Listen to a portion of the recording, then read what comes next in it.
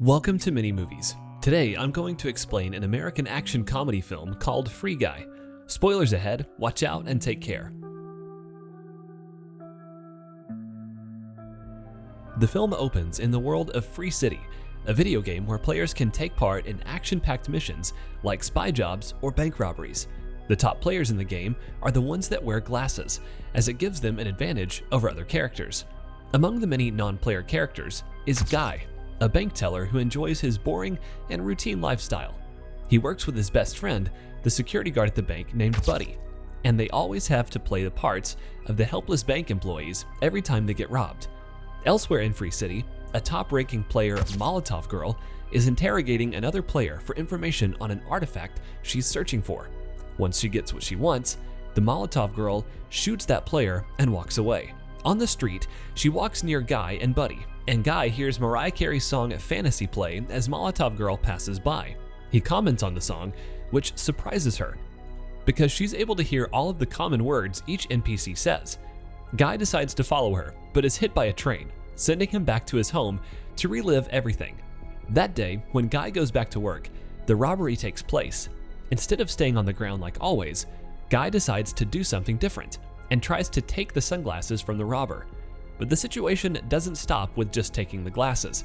He accidentally kills the player with his own shotgun, even when the player in the real world tries to take Guy down.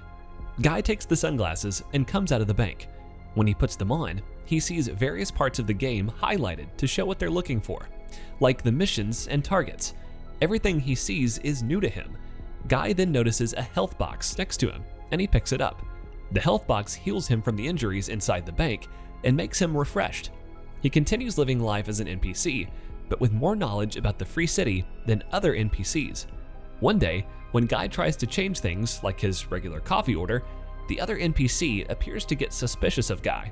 Understanding that, he suddenly changes his order back to the one he always does.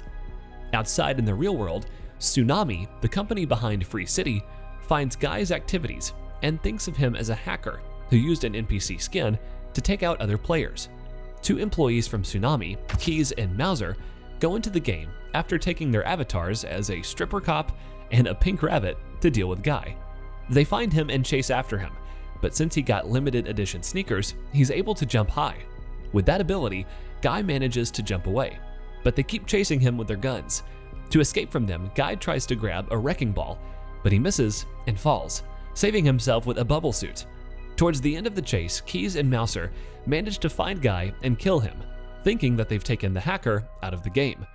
Keys feels something strange as the number of online players didn't change after they killed Guy, indicating that it wasn't actually a hacker. Then an interview of Keys with Millie is shown, as they were masterminds behind Free City before Keys' current boss, Antoine, stole their idea and changed the game into its current state. Millie tries to get evidence of Antoine's crimes because she knows that proof of their code is hidden somewhere in the safe house inside the game. She's trying for so long to infiltrate and get the evidence, while playing as Molotov Girl. Guy later finds Molotov Girl outside the safe house, as she's about to make the move. Guy wants to join her in her mission and elsewhere, but he can't because he's a low-level player, while she's at a higher level. To get to her level, Guy starts taking on missions with the glasses and pulls off several heroic acts, such as returning stolen money and pulling kids away from traffic. Players in real life notice Guy, and soon he becomes a viral sensation, and people start addressing him as Blue Shirt Guy. Guy tries to convince his security friend Buddy to join him after stealing another pair of glasses, but Buddy thinks it's too dangerous and rejects the offer. Antoine realizes the popularity of Guy and wants his employees to keep Guy in the game. The company is also set to launch Free City 2, which Antoine wants out in 2 days' time, despite it not being fully coded. And he makes it worse by telling Keys that the game is not compatible with the first game, so most of the characters from Free City 1 will not be there in Free City 2. Back inside the game, Guy gets to the highest level and therefore goes to the safe house while Millie makes her next attempt to get in. Unfortunately, Millie is caught and she's about to get killed. Guy crashes through the stairs on a motorcycle and helps fight off the villains before escaping on a hang glider. Later on, the two of them hang out and eat bubblegum ice cream, which they both like and consider to be underrated. At the end of their date, Guy kisses Molotov Girl, which surprises Millie back in the real world. Meanwhile, Keys starts to notice many changes among the NPCs. He discusses it with Millie and tells her about a girl in the coffee shop who learned how to make a cappuccino through trial and error, while another character wrote a book on gender roles after she encountered Guy. This is good news for Millie and Keys, because their idea for the game that turned into Free City had the NPCs grow and develop over time as they adapt, and that's what Guy has been doing. So it's actually proof of their claim that Antoine stole Keys and Millie's code for Free City. Keys also informs Millie that the current world of Free City will be lost once the sequel is launched. Millie goes back into the game and brings Guy to the place where other players gather and tells him the truth that he's just a character in a video game. Once the realization hits him, Guy feels very sad and runs to the beach. There he finds something hidden behind the beach. He goes to Buddy's house and tells him about the truth that he heard from Millie. Understanding Guy's pain, Buddy attempts to cheer him up by assuring him that the moment they're experiencing together is real. Buddy then joins Guy as he decides to help Millie get the file she wants.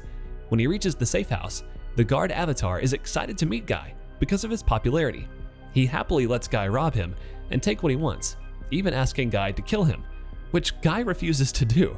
He later brings the file to Millie, which is the evidence that she's been looking for against Antoine. However, Antoine is angry with Guy and thinks that he'll ruin the sales of Free City 2.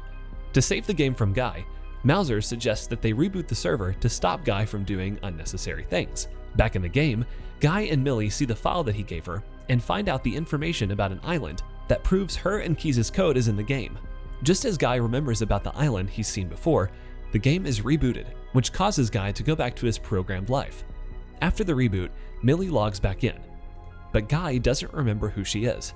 She asks Keys for help, and he tells her that the character Guy is a lovelorn NPC who is always searching for his dream girl, and he just needs something to help trigger the code. Millie then finds Guy and kisses him, and it brings back all of his memories, including where he saw the island, just beyond the city's horizon.